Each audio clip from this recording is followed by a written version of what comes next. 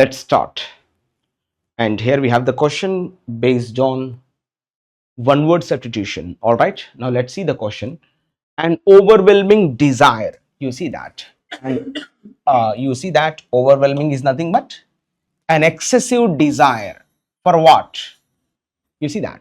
To set things on fire. అంటే మంటల్లో తగలబెట్టాలనే ఒక కోరిక, ఒక మేనియా, ఒక obsession. Right, now let's see this one by one. The first word, you can see the word mania. In all the words, what is the suffix common? Mania, mania, mania. What is the meaning of the word here? Mania. Mania means a madness, oka rakamaina pichi, or an obsession towards something. అంటే దాని మీద రంది, దాని మీద ఎక్కువ ఆలోచన, obsession or a mania, a fascination, an attraction towards something, an excessive desire towards something is called mania. And you see the first word here, klepto. What is the meaning of the word klepto? Klepto means to steal. దొంగిలించాలనే ఒక ప్రవృత్తి, a madness to steal the objects, an obsession towards stealing the objects. Klepto means thief. Actually, one more meaning also there, which means thief and this coach. According to root word concept prakaranga తీసుకుంటే klepto means one more meaning also we have here, that means thief, donga. So దొంగిలించాలనే ప్రవృత్తి, దొంగిలించాలనే madness is called kleptomania. Okay, next, pyro. And you heard of the word many times. Pyro means what here? Fire, manta. You heard of the word many times, like pyrotechnician, pyrology, pyromaniac, a person who has an obsession, a mania, setting the fire on some things, setting the things on fire. All you can speak like that. ఇట్లా అంటే వస్తువులను తగలబెట్ట, అంటే మంటల్లో వేయాలనే ఒక ప్రవృత్తి, like an arsonist. Arson also we can call. Fire also we can call the word arson, ARSON. Arsonist also we can call. Arson అన్న కూడా meaning fire. మనం ఆర్సనల్ అంటాం కదా, a place where weapons are kept. Weapons can generate fire, right? So అట్లా కూడా అర్థం చేసుకోవచ్చు. So ఇప్పుడు పైరో అనే పదం ఎక్కడ వచ్చిన related to fire. Pyrology, pyrotechnician, pyrotechnics. Pyre కాస్త అది ఫైర్ అయిపోయింది కాలక్రమేణా, అది పైరో. ఓకే, అంటే ఇప్పుడు ఈ దీపావళి అప్పుడు టపాసులు కాలుస్తూ ఉంటారు కదా, so we call those guys pyrotechnicians. అంటే they know how to explode the things, like ఆ క్రాకర్స్ కానీ వాటిని కాల్చే అటువంటి వ్యక్తిని ఏమంటారంటే పైరోటెక్నీషియన్. ఆ స్టడీని, అంటే ఈ యొక్క wide spread of the fire ఉంటుంది కదా, దాని స్టడీని కూడా పైరాలజీ అని చెప్తాం. అంటే ఒక్క మాటలో పైర్ విచ్ మీన్స్ ఫైర్, ఇట్లా గుర్తుపెట్టుకోండి. Next, mega. మెగా అంటే మీకు తెలుసు కదా, 10 to the power of 6. Mega అంటే సంథింగ్ ఇస్ బిగ్, పెద్దది, great. So mania for greatness, mania for power. నేనే గొప్పవాడిని అవ్వాలి, నేనే పెద్దోన్నవ్వాలి, నేనే పెద్ద అధికారాన్ని అధిరోహించాలి అనే ఒక ప్రవృత్తి, ఒక మ్యాడ్నెస్, ఒక mania is called megalomania. We call like that. And nympho, ఇక్కడ చూడండి, నింఫ్ అంటే మీనింగ్ ఏంటంటే లైక్ ఏ బ్రైడ్, BRID. మనం పెళ్లి కూతురు అంటాం కదా, బ్రైడ్ గ్రూమ్, పెళ్లి కొడుకు. బ్రైడ్ అంటే పెళ్లి కూతురు, బ్రైడ్ గ్రూమ్ అంటే పెళ్లి కొడుకు, మేలు ఫీమేలు. బ్రైడ్ అంటే ఫీమేలు, బ్రైడ్ గ్రూమ్ అంటే మేలు. So that's fine. So braid లేకపోతే ఒక ఉమెన్ అని కూడా చెప్పొచ్చు ఇక్కడ, ఉమెన్ ఎస్పెషల్లీ. అంటే ఇక్కడ దీని అర్థం ఏంది? ఇక్కడ నింఫ్ అంటే related to excessive sexual desires in women, especially related to women, not male. Okay, so ఇలా ఎక్సెసివ్ సెక్షువల్ డిజైర్స్ ఉంటే that's called nymphomaniac, an obsession towards that sexual desires, a mania, a madness towards that sexual desires. We call that girl is called a nymphomaniac. We can say like that. Simply remember, nympho related to a bride, a young girl, a young woman, like that we can say. Okay, so ఇప్పుడు అడిగిన question మనం తీసుకుంటే, an overwhelming desire to set things on fire. మంటల్లో కొంపలు కాల్చేవాడు అంటాం కదా, ఆర్సోనిస్ట్, అట్లా. So ఇప్పుడు చెప్పొచ్చు మనం pyromania is the right answer, we can confirm. So అది ఎక్కడ ఉందంటే, it is in B for Bengaluru. ఎలా చూసుకోవాలి? పైరో రిలేటెడ్ టు ఫైర్, అంటే మంటల్లో వేసి కాల్చేయాలనే ఒక ప్రవృత్తి. పక్కోడి ఇల్లు తగలబెట్టాలి, పక్కోడి ఇల్లు కొంపని కాల్చేయాలి అనే ఒక ప్రవృత్తి. So we call that person, that idea is call pyromania. Mania అంటే మ్యాడ్నెస్, పైరో అంటే మంటల్లో తగలబెట్టాలనే ఆలోచన. So clear, what is answer? Bengaluru, B for Bengaluru. And the next question here, and you see this is called convert the sentence into passive voice. ఇవన్నీ చూడదండి, just look at the verb మాత్రమే, ఇవన్నీ సంబంధం లేదు. ఈ ఆఫీసు, గార్డు, లాస్ట్ నైట్ ఇవన్నీ వద్దు. ఆ వర్బ్ చూడండి ఇక్కడ, డిడ్ గాడ్. ఎస్ వర్బే కదా, did plus V1 is nothing but V2. Goad, goaded, goaded, goading, goads. చూడండి వర్బ్ వచ్చిందా? ఎస్. సో ఇది V2 ఉంది కాబట్టి వాట్స్ ఎ ప్యాసివ్? మనకు తెలుసు V2 అంటే active and what is a passive? Just simple, అవన్నీ చూడొద్దు. Was or were plus V3. ఈ వజ్ వర్ V3 ఎక్కడ ఉందో చెక్ చేసుకోవాలి. మిగతా ఒకవేళ 2 ఇస్తే కనుక మీరు ఆ సబ్జెక్ట్ ఆబ్జెక్ట్ చెక్ చేయాలి, లేకంటే లైట్ గా వెళ్ళిపోవాలి, డైరెక్ట్ గా ఆన్సర్ వెళ్ళిపోవాలి. Now let's look at the question ఇక్కడ. Was the office guarded by you last night? Yes, possibility. Were the office అన్నాడు, ఆఫీస్ అంటే సింగులర్, మరి వర్ అంటే ప్లూరల్ కదా. ఈ ఆప్షన్ వద్దు. Next, was the office be guard? ఈ బి ఎందుకు? వద్దు. మళ్ళీ డిడ్ ద ఆఫీస్ గార్డెడ్ అన్నాడు, మళ్ళీ డిడ్ ఎందుకు వస్తుంది? రాదు. ఇక ఆన్సర్ ఇస్ కన్ఫర్మేషన్. చూడండి వెరీ సింపుల్ గా, was guarded. చూడండి was or were plus V3, very neatly written. So we need to confirm the answer is A for apple is confirmed. So like this we can say, అంతా కూడదు. Did guard V1, right? Sorry, V2. And what's passive? Was or were plus V3. అంటే was guarded, were guarded. Office అంటే singular కాబట్టి ఖచ్చితంగా వజ్జే ఉండాలి. అది ఎక్కడ ఉంది? Answer is A for apple is closed. ఇట్లా ఓకే. ఈ లాస్ట్ నైట్ ఇవన్నీ చూడాల్సిన అవసరం లేదు, ఒకటి ఆప్షన్ ఉంది కాబట్టి డైరెక్ట్ గా మనం వెళ్ళిపోవచ్చు. Answer is A for Apple.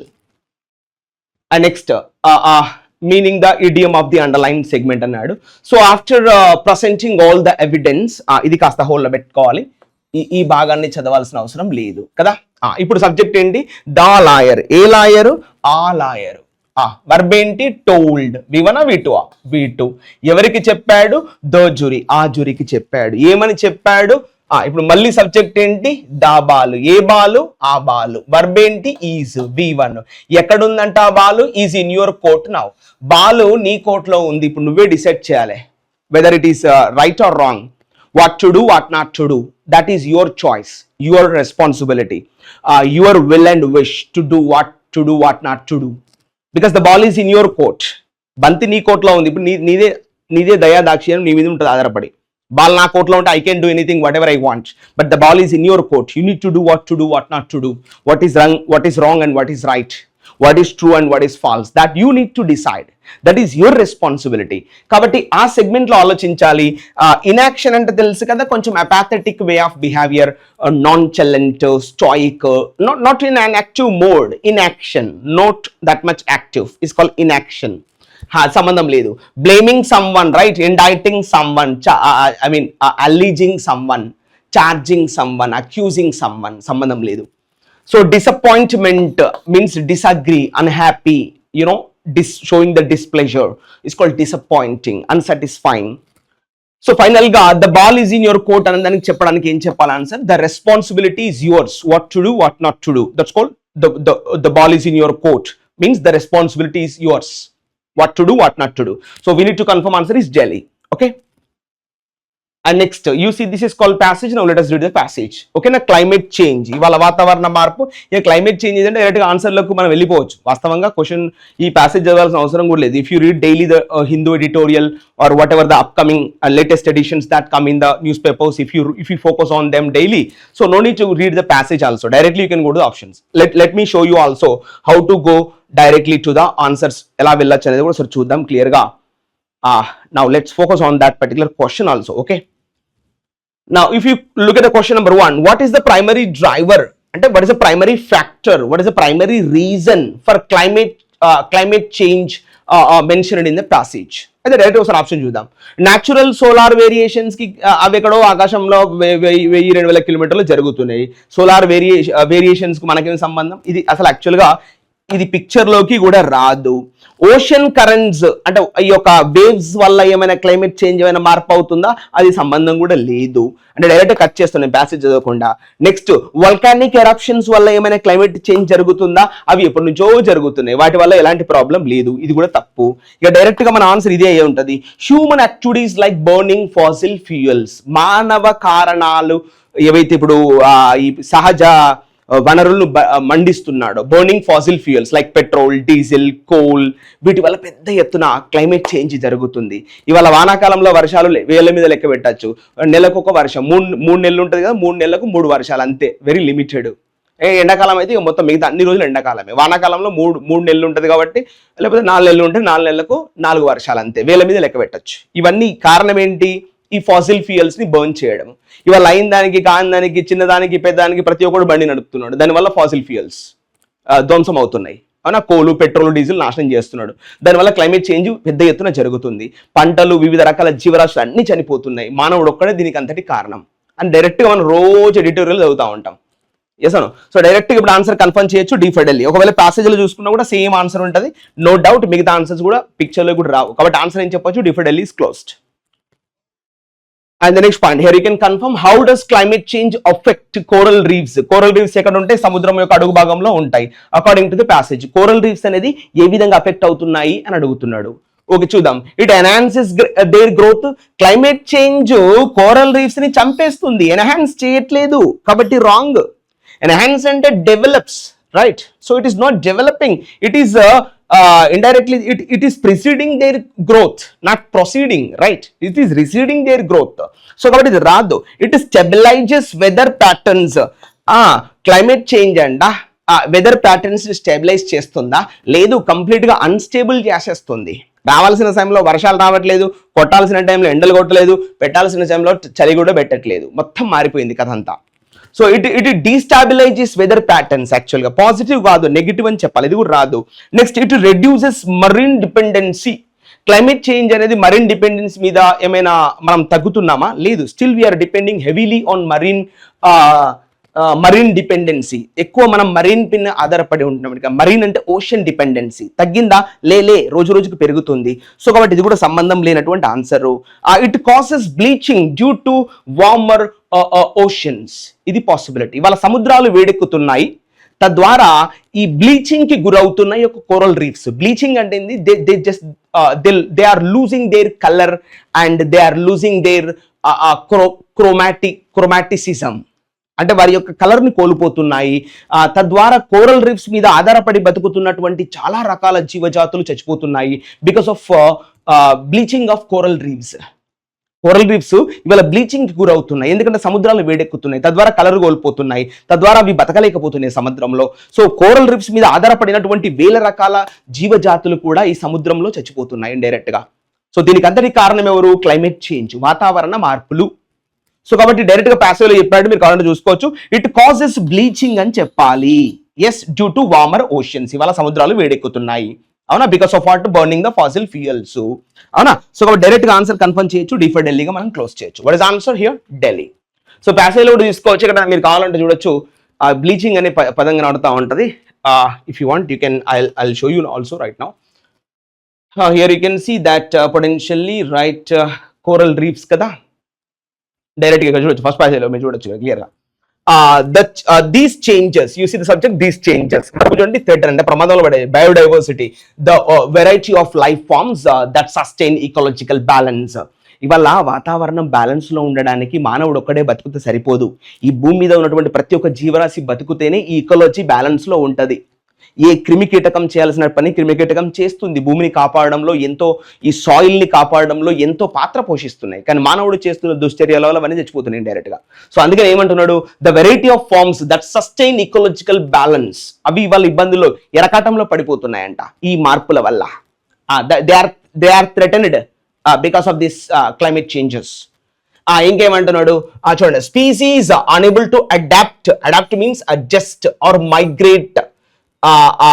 ఎవరైతే ఆ వాతావరణానికి తగ్గట్టుగా అడ్జస్ట్ కాలేరో, ఎవరైతే ఏ జీవజాతులైతే మైగ్రేట్ కాలేవో అవేమవుతున్నాయంట? స్పీసీస్. ఇగో ఇది సబ్జెక్ట్ తీసుకుంటారు, బట్ ఈ సెంటెన్స్ చదవడం కూడా చాలా ఇంపార్టెంట్. స్పీసీస్ వర్బ్ చూడండి, ఫేజ్, ఎక్స్టింక్షన్, అవి అంతరించిపోతున్నాయంట. ఫర్ ఇన్స్టెన్స్, ఉదాహరణ తోడ్పడ్, కోరల్ రీఫ్స్ ఆర్ బ్లీచింగ్. అవి బ్లీచింగ్ గురవుతున్నాయి డ్యూ టు వార్మర్ ఓషన్స్. చూడొచ్చు ఇక్కడ, సముద్రాలు వేడెక్కుతున్నాయి, ఆ విధంగా కోరల్ రీఫ్స్ అనేది బ్లీచింగ్ కి గురవుతున్నాయి అని చెప్పాడు ప్యాసేజ్ లో యాజ్ ఇట్ ఈస్ గా. So we need to confirm answer is D for ఢిల్లీలో క్లియర్ గా చెప్పాడు. Because of warmer oceans, coral reefs are getting what? Bleached day by day. So దాని మీద ఆధారపడినటువంటి చాలా జీవరాశులు చచ్చిపోతున్నాయి డైరెక్ట్ సముద్రంలో because of what? Climate change, వాతావరణ మార్పులు. ఈ వాతావరణ మార్పులన్నిటికీ కారణం ఒక్క జీవి మానవుడు మాత్రమే చేస్తున్నటువంటి దుశ్చర్యలు అని మనం చెప్పొచ్చు ఇక్కడ. Okay, so answer is confirmation D for Delhi. Next, what are the tropical forest experiencing due to climate change? ఇవరదాకా సముద్రాల గురించి, కోరల్ రీఫ్స్ గురించి మాట్లాడు. ఇప్పుడు ఉష్ణమండల అడవులు ఏ విధంగా ప్రభావితం గావించబడుతున్నాయి ఈ యొక్క క్లైమేట్ చేంజ్ వల్ల? What are the tropical forest? Tropical forest అంటే ఎవరు? ఈ యొక్క రెయిన్ ఫారెస్ట్ ఇండైరెక్ట్ గా, అంటే ఈ యొక్క వర్షపాతం మీద ఆధారపడి బతుకుతున్నటువంటి ఆ యొక్క ట్రాపికల్ ఫారెస్ట్ ఉష్ణమండల ప్రాంతాలు. What are they experiencing due to climate change? ఈ వాతావరణ మార్పు వల్ల అవి ఎలా ప్రభావితం గమనించబడుతున్నాయి అంటున్నాడు. Increased rainfall consistency. ఆ రెయిన్ ఫాల్ ఏమైనా ఇప్పుడు పాజిటివ్ లో ఉండే అవకాశం లేదమ్మా. డైరెక్ట్ క్లైమేట్ చేంజ్ అంటేనే negative, all are negative outcomes. అంటే ఇంక్రీజ్డ్ రెయిన్ ఫాల్ కన్సిస్టెన్సీ పెరిగిందా? వర్షపాతం ఎక్కువ పడడము, ఆ కంటిన్యూటీ కాస్త పెరిగిందా? ఇది శుద్ధ తప్పు. Next, shifts in rainfall causing habitat fragmentation. Yes, possibility. Shifts in rainfall అంటే ఈ యొక్క వర్షపాతం పడాల్సినటువంటి సమయంలో పడట్లేదు, అందులో some changes are occurring, shifts జరుగుతున్నాయి. సో తద్వారా కాజింగ్ హాబిటెట్ ఫ్రాగ్మెంటేషన్. హాబిటెట్ అంటే ఏంది? ఆ నివాసం, ఆ యొక్క రెసిడెన్స్ విచ్ఛిన్నం అవుతున్నాయి వర్షాలు పడకపోవడం వల్ల, ప్లస్ మానవుడు చేస్తున్నటువంటి ఈ యొక్క డిఫారెస్టేషన్ రీజన్స్ వల్ల. ఇవాళ రోడ్స్ అంటున్నాడు, భవనాలు అంటున్నాడు, మానవుడు డెవలప్మెంట్ అనే ఒక ముసుగులో ఎన్నో రకాల దుశ్చర్యలు చేస్తున్నాడు, అడవులను నరికేస్తున్నాడు, ఎంతో ఇబ్బంది కలిగిస్తున్నాడు నేచర్కి మానవుడి వాళ్ళ. సో దానివల్ల ఈ ఫ్రాగ్మెంటేషన్ జరుగుతుంది. ఆ జీవ రాశులన్నీ చక్కగా ఒక దగ్గర బతికినటువంటి ఆ జీవాలన్నీ కూడా ఇవాళ విడిపోతున్నాయి. అవునా, అక్కడికి ఇండ్లు కడుతున్నాడు మానవుడు, డెవలప్మెంట్ అంటున్నాడు, రోడ్లు వేస్తున్నాడు, భవనాలు కడుతున్నాడు, వాటి యొక్క హ్యాబిటేట్ ని నాశనం చేస్తున్నాడు. ఒక పెంచ్ నేషనల్ పార్క్ తప్ప మిగతా అన్ని పార్కులను నాశనం చేశాడు మానవుడు, ఇండియాలో తీసుకుంటే. యా, సో ఆ విధంగా పాసిబిలిటీ ఉంది ఇక్కడ. Decline in invasive species. Invasive species అంటే ఏంటి? ఇండైరెక్ట్ గా వివిధ రకాల జీవజాతులు వచ్చి అక్కడ ఆక్రమించుకోవడం. అది తగ్గుతుందా పెరుగుతుందా? పెరుగుతుంది ఇండైరెక్ట్ గా. డిఫారెస్టేషన్ పెరిగితే అక్కడ ఉన్నటువంటి జీవరాశులు వేరే ప్రాంతాలకు వెళ్ళి అక్కడ నివాసం ఉంటున్నాయి, అక్కడికి వచ్చి మళ్ళీ ధ్వంసం చేస్తున్నాడు, ఇంకా వేరే చోటికి వెళ్ళి జీవిస్తున్నాయి. ఇది తగ్గుతుందా పెరుగుతుందా? ఇండైరెక్ట్ గా ఇంక్లైనింగ్, నాట్ డిక్లైనింగ్, అది ఇంక్రీజింగ్ అని చెప్పాలి. కాబట్టి ఇది మనం జనరల్ కూడా ఆలోచించింది తప్పు answer. Next, expansion of agriculture lands. ఇది జరుగుతుందా? ఎక్స్పాన్షన్ ఆఫ్ అగ్రికల్చర్ ల్యాండ్స్ ఏమైనా పెరుగుతుందా? లేదు, అగ్రికల్చర్ తప్ప మిగతా జరుగుతున్నాయి ఈ విధంగా. సరే, ఒకసారి ప్యాసేజ్ చూస్తే ఎక్కడ ఇచ్చాడో దీన్ని బట్టి క్లారిటీ వస్తుంది. Now let's go to the passage, we get the clarity. Tropical forest అనే పదం ఎక్కడ వాడిండు అది ఒకసారి చూడాలి క్లియర్గా. Okay, so tropical forest, here you can see that it is given in the second passage. Let us focus here. Okay, right. Tropical forest, ఇగో ఇది సబ్జెక్ట్. వర్బ్ ఏంటి? దీని గురించి ఎక్స్ట్రా ఇన్ఫర్మేషన్ కామా స్పాట్ లో ఇచ్చింది, అది కావాలంటే చదువుకోండి, లేదా లైట్. ఇప్పుడు చూడండి, ట్రాపికల్ ఫారెస్ట్ ఆర్ ఎక్స్పీరియన్సింగ్, ఇగో ఇది సబ్జెక్ట్. ఏం ఎక్స్పీరియన్స్ అవుతున్నాయి? షిఫ్ట్స్, వివిధ రకాల మార్పులకు గురి అవుతున్నాయి. ఎక్కడ అంటే ఇన్ రెయిన్ ఫాల్. ఎస్, దీనివల్ల ఏమవుతుంది? Causing habitat fragmentation. వివిధ రకాల జీవరాశులు వాటి యొక్క హ్యాబిటేట్ ఫ్రాగ్మెంటేషన్, వాటి యొక్క ఇల్లు విచ్ఛిన్నం అవుతున్నాయి. అంటే they are broken day by day, they are separated, they are segregated, their habitats were segregated, their habitats were separated, their habitats were fragmented. And invasive species proliferation. Ego proliferation అంటే ఏంటి? Increasing, ఎక్కువగా పెరుగుతున్నాయి. Invasive species proliferation అంటే వివిధ రకాల జీవరాశులు వచ్చి అక్కడ బతకడానికి ఎక్కువ ఆస్కారం చూపుతున్నాయి, ఒక చోట ఉండట్లేదు. అవి వాళ్ళ యొక్క హ్యాబిటేట్ ని ధ్వంసం చేస్తున్నాడు మానవుడు. సో ఇట్లా, సో అది చెప్తున్నాడు. ఇప్పుడు చూడండి, ట్రాపికల్ ఫారెస్ట్ పక్కన extra information. Home to over half of the world species. ప్రపంచంలో ఎన్ని రకాల జీవరాశులు ఉన్నాయో అందులో సగానికి సగము ట్రాపికల్ ఫారెస్ట్ లో నివసిస్తున్నాయంట. సో వాటిని వల్ల మానవుడు ధ్వంసం చేస్తున్నాడు అంతనే ఒక మీనింగ్. సో ఇప్పుడు ఆన్సర్ దొరికింది ఏంది? కాజింగ్ హ్యాబిటట్ ఫ్రాగ్మెంటేషన్ అన్నాడు. మరి ఆప్షన్ ఎక్కడ చెప్పాడని తీసుకుంటే మనకి yes, shifts in rainfall causing habitat fragmentation. In which option it is mentioned? Yes, it is in Bengaluru. Comparatively to expansion of agriculture land, sambandham ledu. So we need to confirm answer is shifts in rainfall causing habitat fragmentation, as it is said in the passage. Very simple passage. Okay, answer is confirmation Bengaluru. Next, what role do indigenous communities play in biodiversity conservation? అంటే వాళ్ళు ఏ విధమైనటువంటి పాత్ర పోషిస్తున్నారు ఈ జీవ వైవిధ్యాన్ని కాపాడడంలో. Conservation అంటే ప్రొటెక్షన్, రైట్?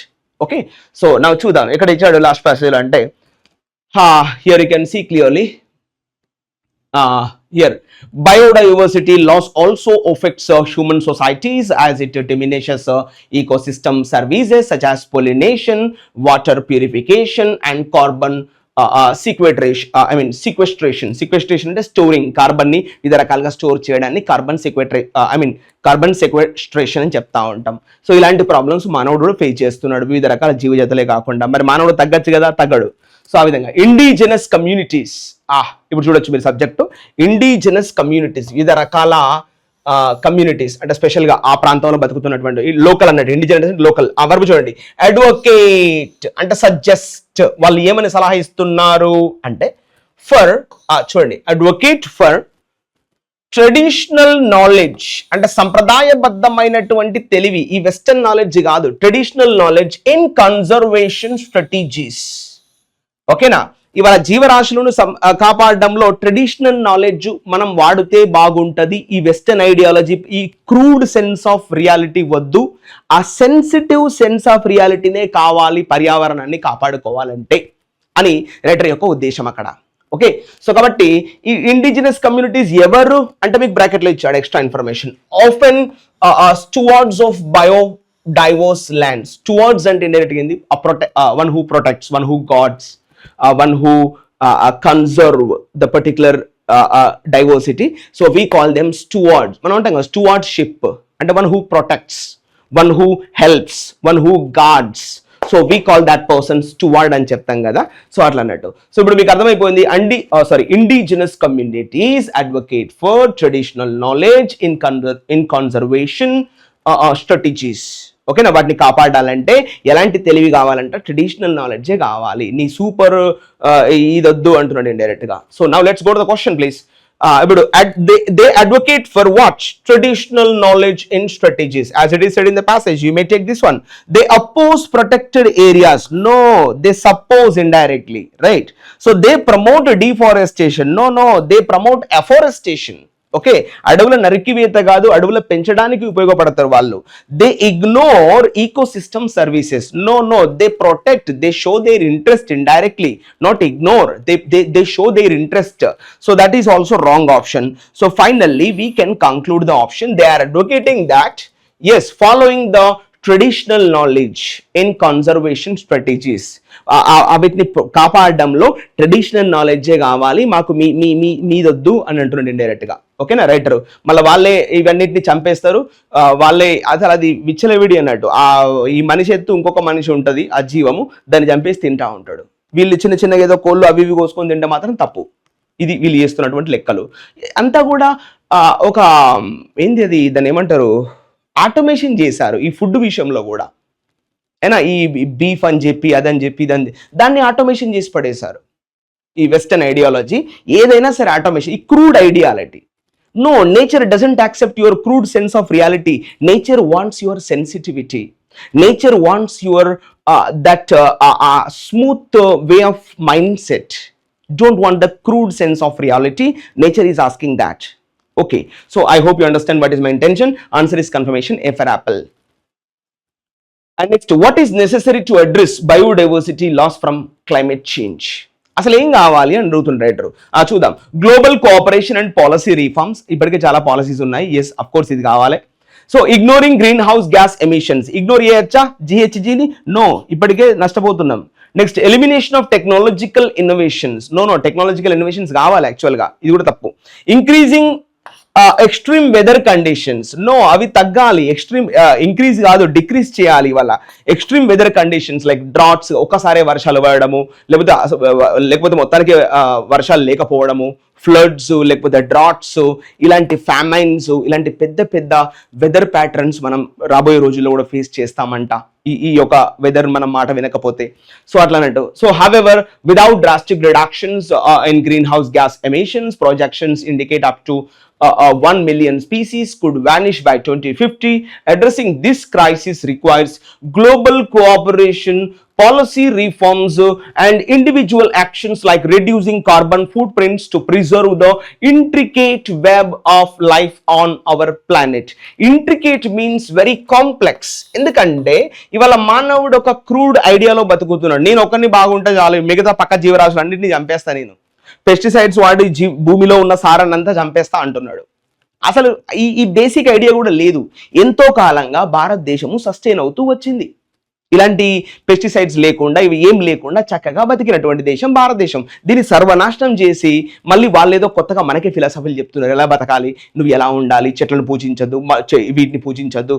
అరే యార్, we are all, that's what the meaning of the intricate web of life on our planet. మనం బతకాలంటే we are living in the intricate web.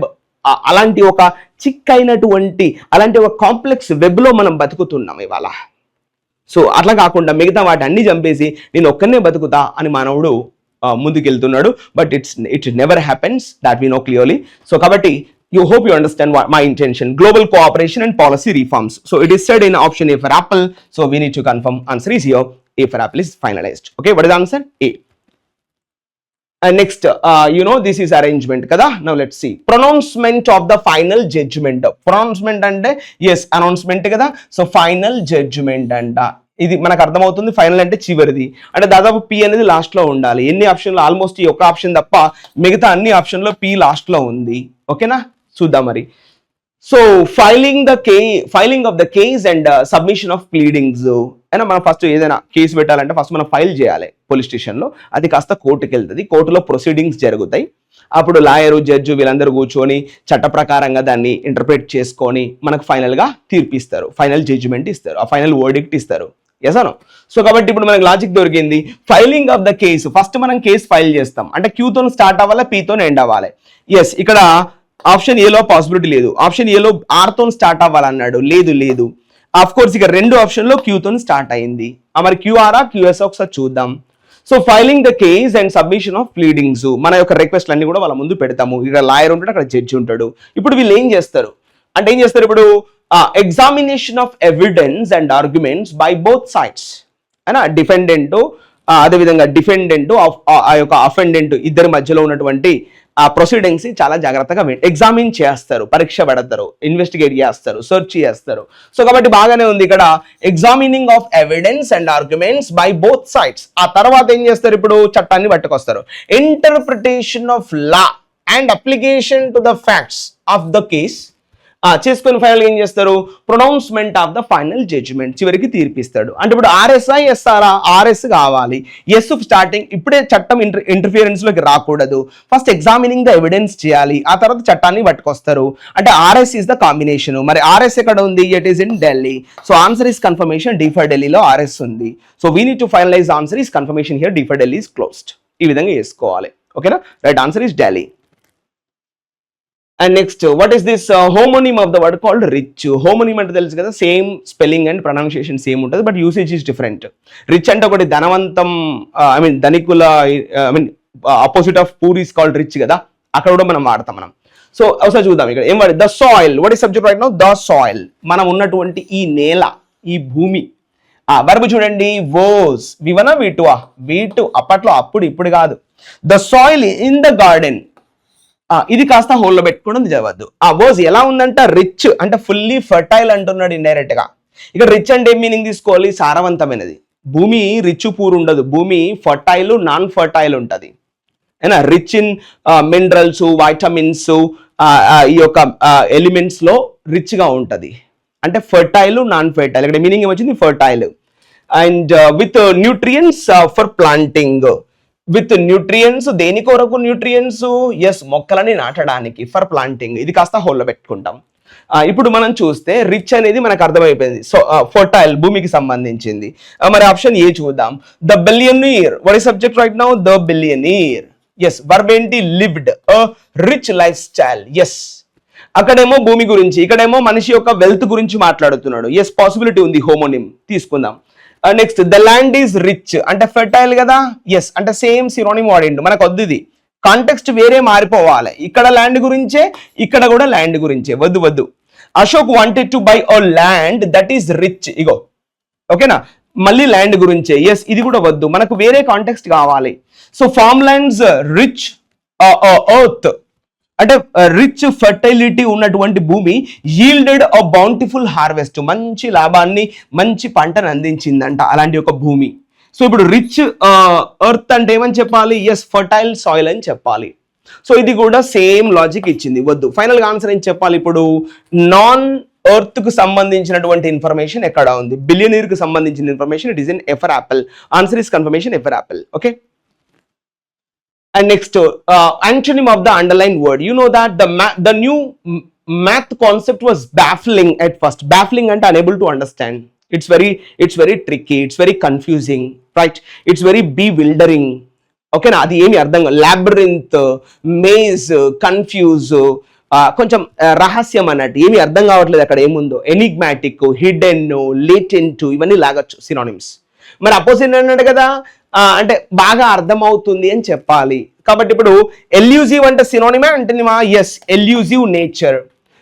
This book has an elusive nature. ఎంత వెతికినా అక్కడ ఏముందో అర్థం కావట్లేదు. It's really intriguing, it's really confusing, it's really in the state of లాబిరింత్.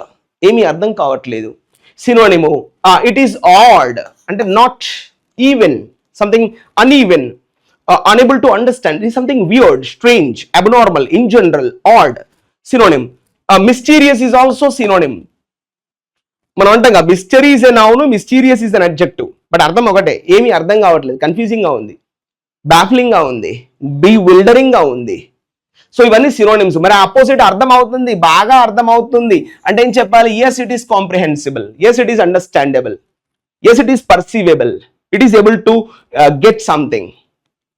Comprehensible means to understand. Comprehensible adjective, right? So answer is confirmation A for apple, right? Opposite annadu kada, right? Next you see the question in passive voice. Ivanta chudaddandi, just verb chuskondi. Has written, active a passive? Active. Then what's a passive? Has been written, have been written. మరి ఇక్కడ చూడండి are return అన్నాడు, సంబంధం కూడా లేదు. ఇక్కడ వర్ అన్నాడు, సంబంధం కూడా లేదు. హ్యాడ్ అన్నాడు, సంబంధం కూడా లేదు. ఇక్కడ చూడండి హ్యావ్ బీన్ రిటర్న్, ఈ లెటర్స్ ఇవన్నీ నాకు సంబంధం కూడా లేదు. కాబట్టి ఆన్సర్ ఏంటి, confirmation A for C for Chennai is closed. Has return active, have been return passive, అయిపోయింది, ఒకటే ఆప్షన్ ఉంది. కాబట్టి కన్ఫర్మ్ చేయొచ్చు డైరెక్ట్ గా. సబ్జెక్ట్ ఆబ్జెక్ట్ చూసి చూడద్దు, 1 సెకండ్ లో కొట్టిపడేయాలి. ఆన్సర్ ఏంటి, Chennai closed. And next group of words అంటే వన్ వర్డ్ సబ్స్టిట్యూషన్ కదా. Everything that is possible or available in a particular situation అంటే ఇడియోమేటిక్ వేలో అడిగాడు అన్నట్టు. ఇక్కడ చూడండి సాల్ట్ ఆఫ్ ద ఎర్త్ అన్నాడు. ఓకేనా, సాల్ట్ ఆఫ్ ద ఎర్త్ అంటే ఏంటి, ఇప్పుడు మామూలుగా ఇప్పుడు అందుకే మనం ఈ ఇండియన్ కల్చర్లో భూమాతని రెస్పెక్ట్ చేస్తాం మనం. అంటే భూమాత అంటే అర్థం ఏంటంటే, ఇప్పుడు మన అమ్మ జన్మనిస్తుంది మామూలుగా, మనకి ఫిజికల్, మనకు ఈ ఫిజికల్ లైఫ్ ఇచ్చింది ఎవరు, మదర్ కదా, రైట్. ఒకసారి మనం మదర్ ఊమ్ నుంచి బయటకు వచ్చిన తర్వాత the rest is provided by the mother earth. భూమాత మనకు అందిస్తుంది. మనం ప్రతి ఒక్కటి ఇక్కడ చూస్తున్నటువంటి ప్రతి ఒక్క వస్తువు కూడా ఈ యొక్క భూమాత అందించిందే. అంటే మనము ఇండైరెక్ట్ గా ప్రతి ఒక్కటి, ఉప్పు పప్పు కూరగాయలు, ఇప్పుడు వెజిటేబుల్స్, ఫ్రూట్స్, ఇప్పుడు ఈ ల్యాప్టాప్, ఈ కంప్యూటర్, ఈ మొబైల్ ఫోను, ఆ లైటు, ఈ స్టాండ్, ఆ కెమెరా, ప్రతి ఒక్కటి కూడా భూమి నుంచి మనం లాగాము, ఎవ్రీథింగ్. దాంతో పాటుగా ఇప్పుడు సరే మనం ఒక కూర కర్రీ వండాము, అందులో సాల్ట్ వేయలేదు, టేస్ట్ ఉంటుందా, ఉండదు. అంటే సాల్ట్ కూడా మనకు భూమి నుంచే వచ్చింది. It is called the salt of the earth. అంటే that much precious, that much important, that much nice, that much kind. So she is the salt of the earth in my classroom. అంటే that much important person, that much kind person, that much valuable person, that much precious person. We can say like this. So it is value, precious కి సంబంధించింది కాబట్టి salt of the earth కు సంబంధం లేదు, కట్టు. Next in weal and వో అంటే తెలుసు కదా, కష్టాలు. అంటే in through all the situations, not like a fair weather friend. Through thick and thin అంటే అన్ని సందర్భాల్లో, సుఖాల్లో దుఃఖాల్లో మనతో ఉండేవాడే మన స్నేహితుడు, మన దోస్తానా అని చెప్తా ఉంటాం. So in weal and woes అంటే త్రూ థిక్ అండ్ థిన్, అంటే in good times, in bad times అని చెప్పడానికి ఈ పదం వాడతాం. సో ఇది కూడా సంబంధం లేదు, కట్టు. Next will of the wisp. Wisp అంటే తెలుసు కదా, that small layer of the smoke. ఇప్పుడు మన అగరబత్తులు ముట్టించినప్పుడు ఆ ఫామ్ అయింది కదా, దాన్ని విస్ప్ అంటాం అన్నట్టు. So will of the wisp అంటే దాని ఉద్దేశం ఏంటంటే జనరల్ గా, so that whatever the target, whatever the goal we are putting, that is deviating all the time, that's called will of the wisp అని చెప్తా ఉంటాం. That is not reached, that is not able to reach, that is not reachable, that is not targetable, you cannot achieve that particular will of the wisp. So ఇది కూడా సంబంధం లేదు. Final గా the whole 9 yards అంటే full usage, ఓకేనా, that one is completely used అంటే అదే ఇచ్చారు చూసుకోండి ఇక్కడ. Everything that is possible or available in a particular situation, అంటే using all the efforts, putting all the efforts, ఓకేనా, including all the resources to get through. So that's called, we are calling in English idiom, the whole 9 yards. They put all the whole 9 yards in succeeding in this particular project. They put all the 9 yards in succeeding this project. They put all the efforts and a meaning vasadi. So final answer confirm cheste D for Delhi is closed. Okay. And the next point here, you see that is also called a rearrangement. So chudam ikkada. The king was fond of and like very interested, very liking towards something. Fond of Gajaraj అంటే తెలుసు కదా, ఏనుగు. And he had ordered that the elephant should be well looked after, అంటే బాగా చూసుకోబడాలి elephant, అందరూ బాగా చూసుకోండి అనే ఆర్డర్ కూడా వేశాడంట రాజు. సో గజరాజ్ అంటే ఎవరు? ఎలిఫెంటే కదా, చూసుకోండి ఇక్కడ సబ్జెక్ట్ ఏంటి, గజరాజు. వర్బ్ చూడండి, లిఫ్ట్, బతికింది. ఎవరు గజరాజ్ అంటే మనకు తెలియదు కదా, ఓహో ఎలిఫెంటా, అయితే థ్యాంక్ యూ, కామా స్పాట్ లో ఇచ్చాడు. So Gajraj lived in the best booth. Booth అంటే ఏం లేదు, అదొక ప్లేస్ అన్నట్టు, ఒక కంపార్ట్మెంట్. మనం టెలిఫోన్ బూత్ అంటాం కదా, అంటే టెలిఫోన్ ఉంటుంది అన్నట్టు ఆ కంపార్ట్మెంట్ లో. So in the best booth of the royal stables. Stable అంటే place where these elephants, cows, buffaloes are kept, horses are kept. ఏమంటాం, ఆ షెడ్ అంటాం కదా, దట్స్ కాల్డ్ స్టేబుల్. సో ఇదన్నట్టు ఇక్కడ Gajraj lived in the best booth of the royal stables. మంచి royal stables లో బతికిందంట ఆ ఏనుగు. ద మహౌట్. మహౌట్ అంటే హూ ఇస్ ద ట్రైనర్, అంటే మావటివాడు అంటాం కదా, అది ఇంగ్లీష్ లో మహౌత్ అని రాశాడు, మావటివాడు మన భాషలో. ఇప్పుడు చూడండి సబ్జెక్ట్ ఏంటి, ద మహౌట్. ఆ వర్బ్ చూడండి, వోస్. ఇగో వాజ్ అంటే అప్పట్లో వాజ్ ద ఓన్లీ వన్, ఇతను మాత్రమే ఉండేవాడంట. ఎవరితో? He ever interacted with.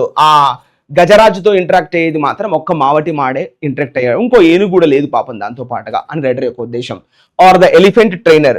ఈ మహౌట్ ఈ మహౌట్ ఏమంటామంటే మామూలుగా ఎలిఫెంట్ ట్రైనర్ అని కొంచెం అఫీషియల్గా చెప్పాలి.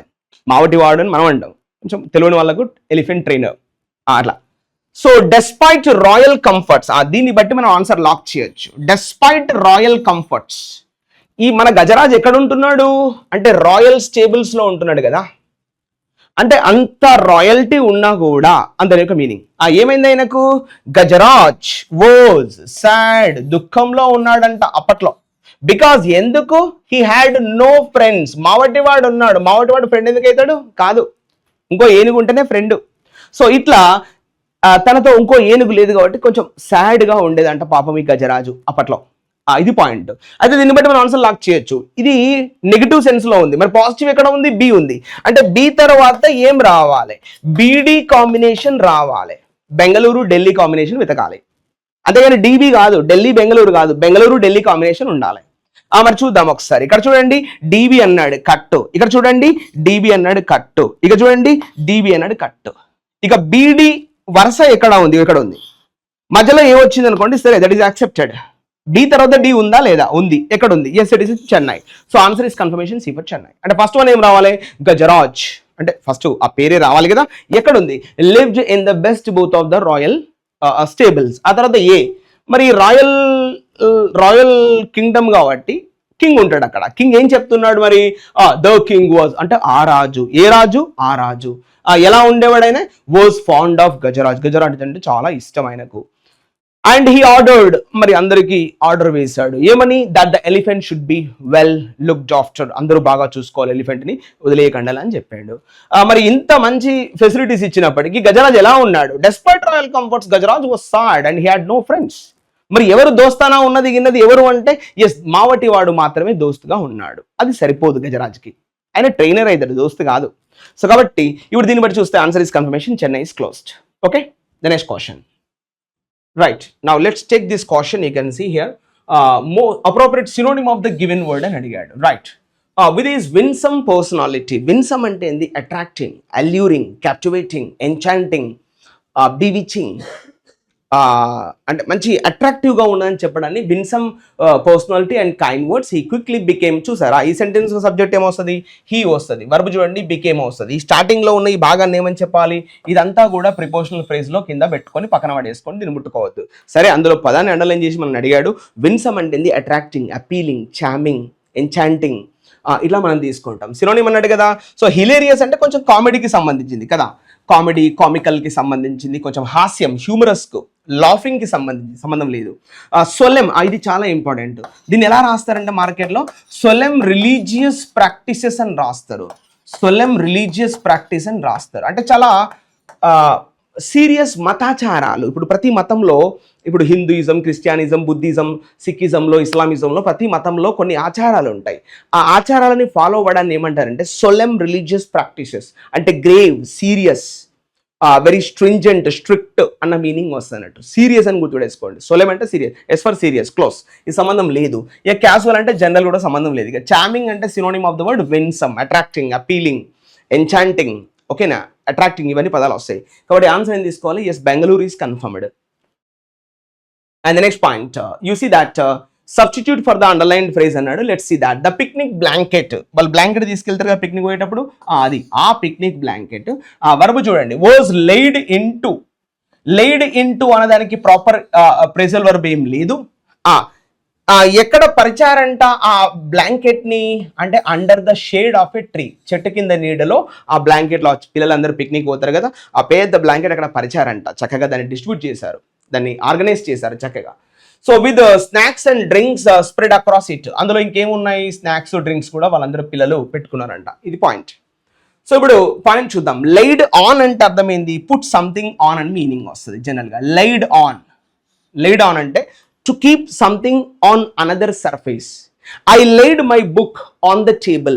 టేబుల్ మీద నా బుక్ పెట్టాను అని మీనింగ్ వస్తుంది.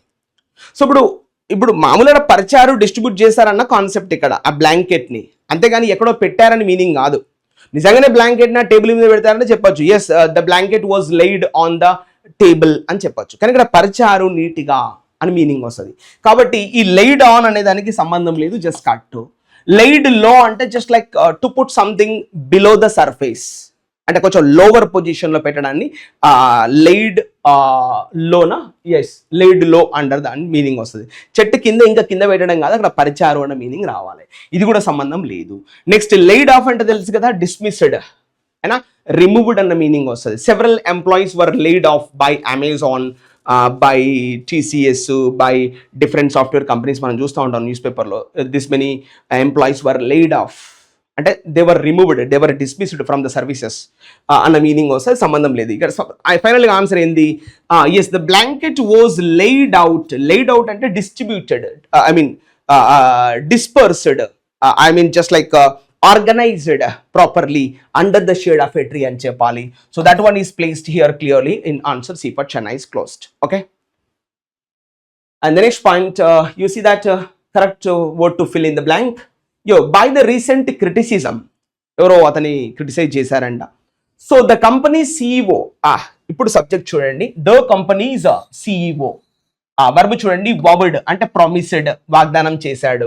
ఏమని వాగ్దానం చేశాడు అంటే చూడండి, టు ఇంప్రూవ్ ట్రాన్స్పారెన్సీ, ఓకేనా, ట్రాన్స్పారెన్సీని పెంచడానికి ప్రమాణం చేశాడు.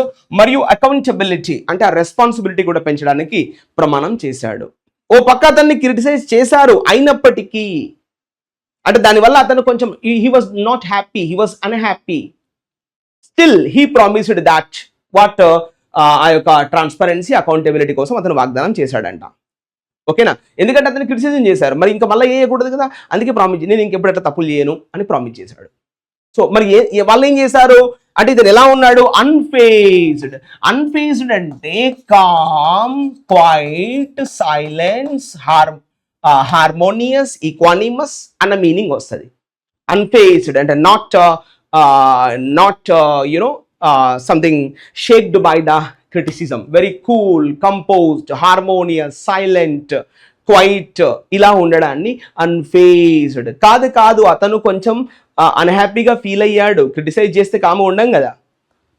సో మరి సాటిస్ఫైడ్ బై ద క్రిటిసిజం ఉండదు, నాన్ చాలెంట్ ఉండదు. నాన్ చాలెంట్ ఏంటి?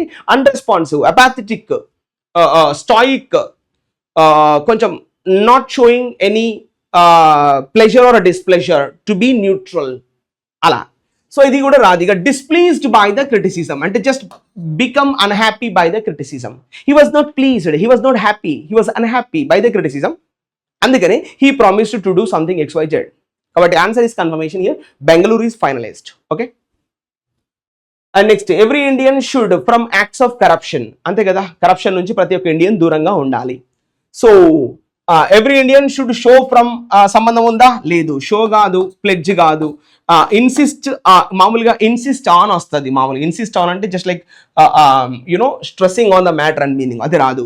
So every Indian should refrain from, every Indian should prevent from, and every Indian should desist from, refrain from, stop, impede, restrict, abstain, restrain within, తనకు తాను, self అబ్నిగేషన్, స్వీయ నియంత్రణలో ఉండాలి. ఎవరు కూడా కరప్షన్ పాటు పాడకూడదు ఇండియాలో అంటే రైటర్ యొక్క ఉద్దేశం. సో కాబట్టి every Indian should refrain from, should resist from, should prevent from, should impede, should restrict, should restrain ఉండాలి. ఈ విధంగా ఉండాలి. దేని నుంచి అంటే ఫ్రమ్ కరప్షన్ అని చెప్పొచ్చు. ఇవన్నీ కూడా సినోనిమ్స్. కాబట్టి answer is confirmation Chennai. Okay. And next, you see that the error you need to find out. What is subject right now? People. Verb చూడండి, పీపుల్ అంటే the word is always plural, కానీ verb చూడండి ఇక్కడ asks అన్నాడు. ఇది శుద్ధ తప్పు. First of all ఇది ప్లూరల్ వర్బే రావాలి. ఆస్క్ ఎస్ఆర్ఈఎస్ ఫామ్ ఉంటే సింగులర్, వితౌట్ ఎస్ఆర్ఈఎస్ ఫామ్ ఉంటే ప్లూరల్. సో పీపుల్ ప్లూరల్ కాబట్టి వర్బ్ కూడా ప్లూరల్ రావాలి. It's basic question, subject verb agreement chapter. So but ఎక్కడ ఉంది అది అంటే yes, it is in Delhi. People asks కాదు, ఆస్క్ అనే ఉండాలి. ఇక్కడ ప్లూరల్ వర్బే రావాలి. ఆస్క్ అంటే ప్లూరల్, ఎస్ఆర్ఈఎస్ ఫామ్ ఉంటే సింగులర్. మనకు సింగులర్ వద్దు, ప్లూరలే కావాలి. సో ఎక్కడ ఉంది answer? Yes, it is in Delhi. So this question is from which chapter? Subject verb agreement chapter. So we need to confirm answer is Delhi. Okay. And next, incorrectly spelled word, colleague, COLLEAGUE. Correct spelling we don't want. Meticulous, very deep observation, METICULOUS. Correct spelling we don't want. ఇంతకుముందు చెప్పాము labyrinth. labyrinth అంటే maze. ఆ ఆట ఉంటది కదా, ఇది దారి కనుక్కోండి అని ఈనాడు పేపర్లో వస్తుంది. That's called labyrinth. A maze. Confusion, wild, be wild, ఇవన్నీ సినోనిమ్ లాగచ్చు మళ్ళా. సో ఇదంతా వద్దు. So wrong spelling is given here, intriguing, INTRUING.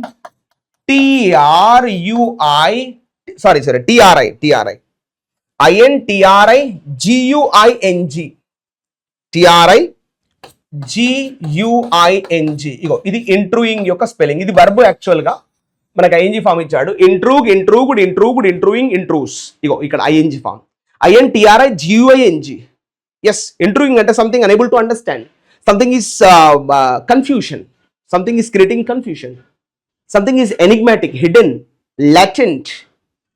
Something is mysterious. Something is myth that you cannot understand what is inside actually. That's called we are calling intriguing. Oh yeah, this matter is intriguing. I can't understand what is there inside. It's very mysterious. It's very tough to understand. It's called intrigued. It's completely intrigued me. So కాబట్టి wrong spelling is given, INTRIGUING రావాలి అక్కడ, ఈ అనవసరం అక్కడ.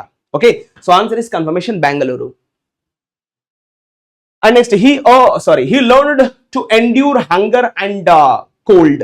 అంటే ఆకలి వచ్చిన కాస్త కోల్డ్ ఉన్నా కూడా దాన్ని తట్టుకొని నిలబడే విధంగా నేర్చుకున్నాడంట జీవితంలో. ఇవి మామూలుగా జవాన్లు ఉంటారు కదా, సోల్జర్స్, వాళ్ళంతా ఇలానే ఉంటారు.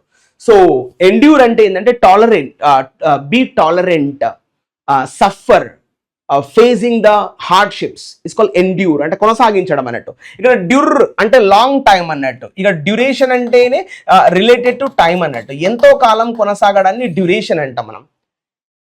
అన్నా అక్కడ వర్బ్ ఇచ్చాడు కాబట్టి ఎండ్యూర్ అన్నాడు, అది వర్బు. డ్యూరేషన్ అంటే నౌను, ఎండ్యూర్ అంటే verb. Endure, endured, endured, enduring, endures. 2+U కాబట్టి బేస్ ఫామ్ ఇచ్చాడు ఇక్కడ. సో ఎండ్యూర్ అంటే కొనసాగించడం. కాబట్టి ఇప్పుడు ఏం చెప్పొచ్చు, sustain is the synonym, persist is the synonym, reconcile is the synonym, ఇవన్నీ రావు.